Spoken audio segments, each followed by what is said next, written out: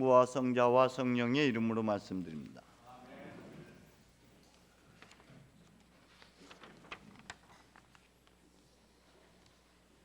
사랑은 모든 것을 덮고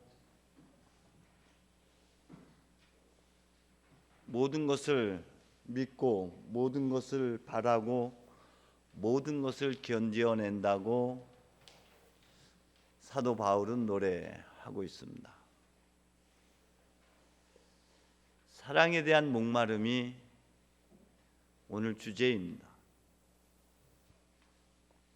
여러분이 무엇을 목말라 하는지, 육체적인 목마름 너머에 영적인 목마름이 있고요, 그 영적 목마름은 사랑입니다. 사도 바울은 로마서를 통해서도 그 사랑은 어떤 고통도 어떤 고난도 이겨나갈 수 있는 힘이라고 말씀하고 있습니다. 주님의 사랑은 고통을 당하면서도 기뻐하고, 고통은 또한 인내를 낳게 하고, 인내는 시련을 이겨내는 끈기를 낳고, 그러한 끈기는 희망을 낳게 하는 힘이 바로 사랑이라고 말하고 있습니다. 그래서 주님께서는 십자가를 통해서 당신의 사랑을 우리에게 나타내 보이셨습니다. 하나님에 대한 사랑, 우리를 향한 하나님의 사랑이 하나로 묶여졌을 때, 그래서 하늘과 땅이 합하여 한 몸을 이룰 때 우리는 통합된 내가 되어지고 비로소 우리의 목마름이 해결될 수가 있습니다. 여러분, 오늘 일독서에서 말씀하고 있는 광야에서 이스라엘 백성들의 그 목마름은 무엇일까요? 육체적인 목마름만을 의미하지는 않습니다. 그들은 길에서 목적을 잃어버렸어요. 그래서 일컬어 우리는 길에서 길을 잃는다고 합니다. 그들이 왜 고난을 견뎌내야만 합니까? 광야의 시련을 이겨내야 하는 그 이유를 잃어버린 것이죠. 로마서 8장에서는 그렇게 표현합니다. 장차의 희망은 오늘의 이 고난을 이겨나갈 수 있는 힘이 된다. 예수님도 장차의 영광을 바라보면서 오늘의 고난을, 부끄러움을 이겨나갈 수 있었다라고 말씀하고 있습니다.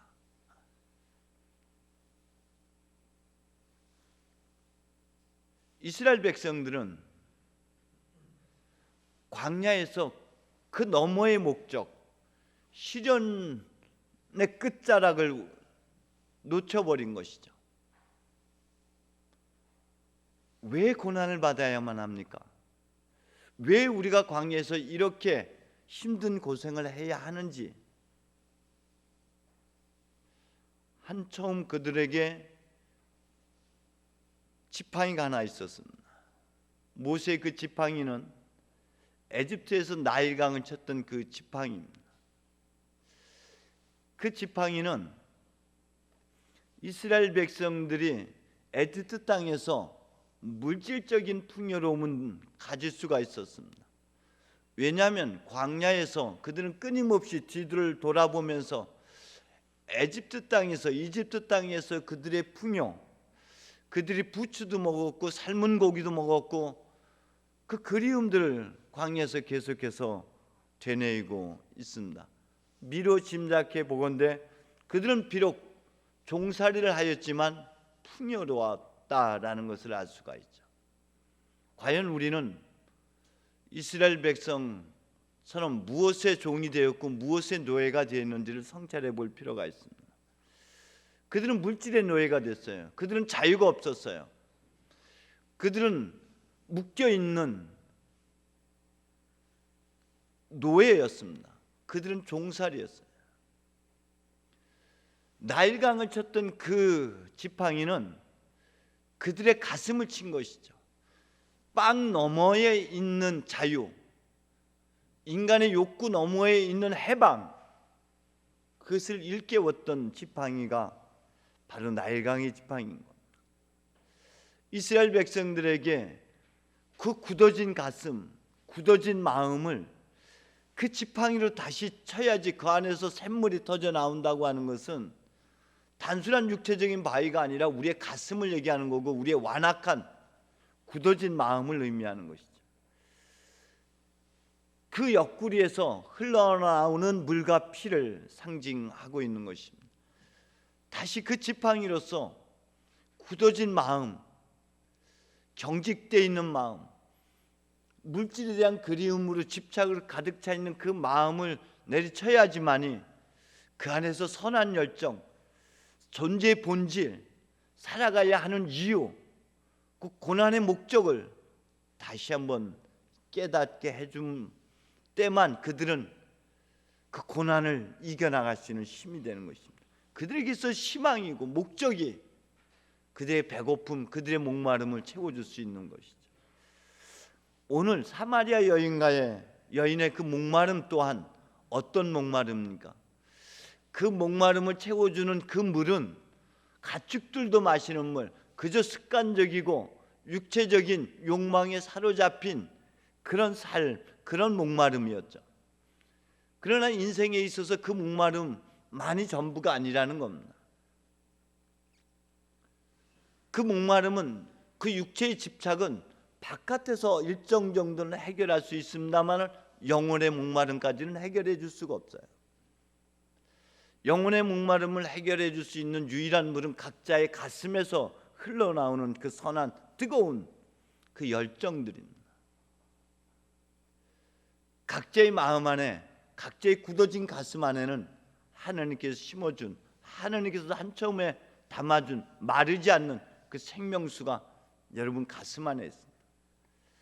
예레미야가 그 고난의 한 중심에서 그는 그 가슴의 뜨거움을 알아차렸기 때문에 여전히 다시 그 길을 갈 수가 있었던 것이죠. 우리 안에, 여러분의 그 심장 안에 뜨거움을 다시 바라볼 수 있어야 됩니다. 우리는 단순한 육체적인 목마름 안에만 머물러 있을 때가 얼마나 많은지 모릅니다. 요한의 영성에서는 이 모든 목마름의 가장 큰 원인은 사랑의 결핍이라고 표현하고 있습니다. 자신에 대한 사랑, 우리를 향한 하나님의 사랑으로 충만했을 때 그 어떤 것도 이겨나갈 수 있는 힘이 되는 거죠. 이스라엘 백성들이 광야에서 맞싸운 무리바는 자기 확신이 없기 때문에 내면적 갈등과 분열인 것이죠. 그 목마름의 원인을 잘 알아차리지 못하면 우리는 엄한 삶을 살게 됩니다. 앞서 말씀드렸습니다. 요한의 영성에서는 그 모든 것이 사랑의 결핍으로, 그런데 그 사랑은 하나님께서 심어준, 우리 안에 심어준 그 사랑, 그건 그리움이라는 것으로 표현할 수가 있을 것 같습니다. 마테오의 영성에서는 이성에 대한 그 그리움을 죄의 욕망이라고 보고 있는 반면에 요한의 영성에서는 이성에 대한 그 그리움, 목마름은 그 궁극에 하나님을 향한 목마름입니다. 하나님과 일치하고자, 하나님과 하나 되고자 하는 그 그리움으로 표현하고 있습니다. 그렇기 때문에 그 물에 대해서 이야기하다가 느닷없이 예수님께서 화두를 툭 던져놓는 게 내 남편 데리고 와요. 자, 목마름의 출발점이 이제 야곱의 우물물을 넘어서 남편에게로 이동이 됩니다. 그 여인은 남편에게서 그 그리움을 채워보려고 했는데 6번째 남편에게서까지도 그 그리움은 채워지지 않았습니다. 이 보혜사 성령이신 하나님의 영, 하나님의 숨, 그것은, 그 그리움은 이성으로 나타나는데 이성을 넘어서는 하나님의 궁극적인 목표, 궁극적인 사랑에까지 다다르지 못했을 경우에 방탕이라는 것으로 나타날 때가 참 많습니다. 그 중에 대표적인 예를 한 사람 든다면은 둘째 아들 탕자입니다. 탕자의 뜨거운 열정, 그것을 그는 하나님에게로 향해 있는 것을 알아차리지 못하고 이성에서 그것을 채우려 했기 때문에 방탕이라는 것으로 표현됩니다. 그런데 첫 번째 사람, 첫 번째 아우, 첫 번째 동생이었던 카인은 이 목마름을 하나님께 예배로서 해결하고 있습니다.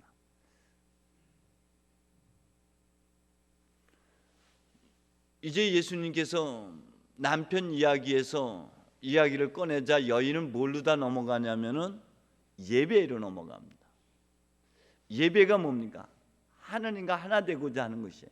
하나님 앞에 마주하는 자리, 하나님을 만나서 하나님 안에서 하나님과 하나 되어지고 하나님 안에서 우리 애가 하나님을 닮아가는 바로 그런 자리가 예배입니다. 장소를 뛰어넘어서 예수님께서는 이렇게 표현합니다. 영적으로 진실되게 예배하는 자를 하나님께서 찾으신다. 그 영적으로 진실되게 예배한다는 것이 어떤 의미입니까? 그것은 사순제제 수일날 이미 우리가 함께 읽었던 복음 중에 마태복음 6장이 있습니다.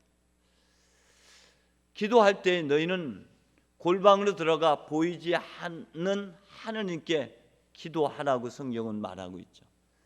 그 골방, 불교에서 말하면은 안거입니다.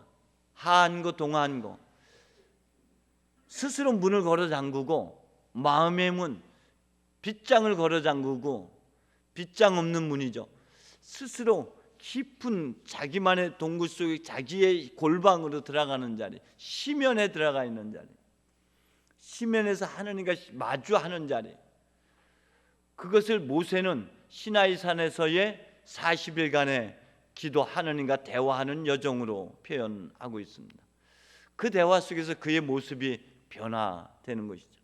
예수님께 있어서는 40일의 광야가 바로 골방인 것이고 자기 시면인 것이고, 엘리야에게 있어서도 40일 호렙산을 길가는 여정이 여전히 그 하나님과 마주하는 시면의 자리가 되는 것이죠. 야복강에서 하나님과 씨름하는 그 야곱의 자리가 바로 여러분 영적으로 진실되게 예배하는 자리가 되는 것이죠. 여러분 깊이 시면으로 들어가면은 여러분 안에 낯선 하나님, 낯선 자기 자신을 만나게 될 겁니다. 그동안의 현실이라는 상황 속에서 억압했고 외면했고 거절했던 여러분의 양심의 소리 없는 소리를 다시 듣게 되는 것이죠. 그것이 야복강에서 야곱이 씨름하는 자리가 되는 겁니다. 그 깊은 씨름 속에서만이 우리가 하나님과 그리고 하나님 안에서 자기 자신을 직면하게 되는 것이죠. 저는 이때 두 가지를 보게 됐습니다. 그동안 제가 제 자신에게 많이 속았어요. 지난주부터 서서히 콩깍불이 벗겨지기 시작했습니다. 그게 뭐냐면은 제가 여러분 앞에 설교하는 것의 90% 이상은 나를 향한 소리다. 내게서 나온 거기 때문에 나를 향한 메시지가 그 안에 담겨져 있다라는 것을 제가 가지고 시작했는데 어느 순간 여러분을 향한 메시지만 있었지 나를 향해서 외치는 하나님의 소리를 듣지 못했어요. 또다시 한 번 더 무릎 꿇고 한 번 더 기도해야 되는데 그 시간을 제대로 갖지 못했습니다. 여러분을 향해서만 얘기했지. 그래서 사제라는 딱지를 떼어내지 못했어요. 사제 딱지에 굳어 있었어요. 다시 깊이 성찰하기 시작했습니다. 한 주간 다시 그 다음에 그게 나에게 어떤 영적으로 진실되게 예배한다 해야 된다라는 것을 외쳤는데 나에게 있어서 영적으로 진실되게 예배하는 것이 어떤 의미일까? 그래서 깊이 침잠 속에서 기도했더니 낯선 목소리가 들리는데 그때 나타나신 주님은 저에게 이렇게 다가왔습니다. 하느님 안에서 나를 보게 되는 자리가 되더라고요. 하느님 안에서 나를 보게 되는 것이 제 일생 여정을 다시 한번 이렇게 돌이켜보는 시간이 됐습니다. 창세기 1장과 2장의 천지창조가 저에게서 이루어지는 장면을 보게 됐어요. 제가 아무것도 모양을 갖추지 못한 깊은 어둠 속에 있었는데 하나님의 자비와 사랑이 저 일생 여정에서 한 발자국 한 발자국마다에 다 새겨져 있고 그 시련과 그 고난과 그 아픔과 그 역경들이 결국 나에게 눈뜨게 만들었고 비로소 창세기 1장에 비로소 하늘과 땅이 갈라지기 시작하고 비로소 그 생명체가 살아나기 시작하고 하나씩 제 안에 모양을 갖추기 시작하더라고요. 보시니 참 좋았다. 그 자리에 다다르니까 하나님의 숨이 저에게 와닿았어요. 그리고 저에게 이제 독생자로 살라고 말씀하셨습니다. 그 어떤 것에서도 기대지 말고 그 어떤 것에도 의존되지 않은 한가운데의 길을 가라. 네 안에 내 숨이 있다. 천상천하 유아독존이 하나님께서 빚어낸 제 모습이었습니다. 그런데 잠시 후에는 제 안에서 하나님을 다시 보게 되는 것이죠. 내 안에서 하나님을 본다는 것이 반번환원이었어요. 물이 흐르기 시작하고 꽃이 피기 시작하고 거기에 각각의 아름다움, 자기만의 아름다움, 자기만의 고유함을 꽃 피워내고 서로 조화를 이루는 화엄색의 하나님 나라가 내 안에 펼쳐지고 있는 것들이 보였어요. 거기 안에는 무궁무진한 잠재력이 있고 하늘의 권세가 있고 하나님의 영적 능력이 제 안에 가득 차 있는 것을 봤어요. 저는 그동안에 내가 없는 걸 봤어요. 그동안에 남들이 갖고 있는 것만 봤어요. 그래서 부러워했고 그래서 수치스러워했고 그래서 열등감을 느꼈는데 아니, 하나님께서 내 안에 계시면서 내 안에 그 모든 것을 다 갖추게 해주셨어요. 이것이 제가 한 발 더 내딛는 기도의 내용이었어요. 이제는 저에게 더 이상 사마리아 사람, 유다 사람, 선한 사람, 악한 사람, 빛과 어둠, 오름과 그름이 경계가 무너져 버렸어요. 그것이 하나됨이에요. 비로소 통합된 내가 되어지는 자. 그동안에 이 여인은 사람들의 낯을 피해서 사람들의 얼굴을 피해서 이 한낮에 물을 기르러 온 것이죠. 성서학자들은 그 시대의 그 문화에서는 그 시간이면은 햇빛이 절정에 이르기 때문에 아무도 바깥 출입을 하지 않는다. 제가 그리스에 갔을 때 보니까 그들이 낮 오침, 낮 취침 시간이 있어요. 그 시간은 영업도 정지해 하더라고요. 그러니까 이 여인은 다른 사람들을 피해서 다른 사람이 잠들어 있는 그 시간에 물을 기르러 온 것이죠. 그리고 그 여인은 스스로가 경계를 긋기 시작합니다. 당신은 유다인, 나는 사마리아 사람, 당신은 남자, 나는 여자. 이 산이고 예루살렘이고 이곳과 저곳, 이것과 저것, 오름과 그름을 다 나누는 하나님께서 당신의 모습대로 사람을 빚어내실 때에 남자와 여자로 빚어내셨다.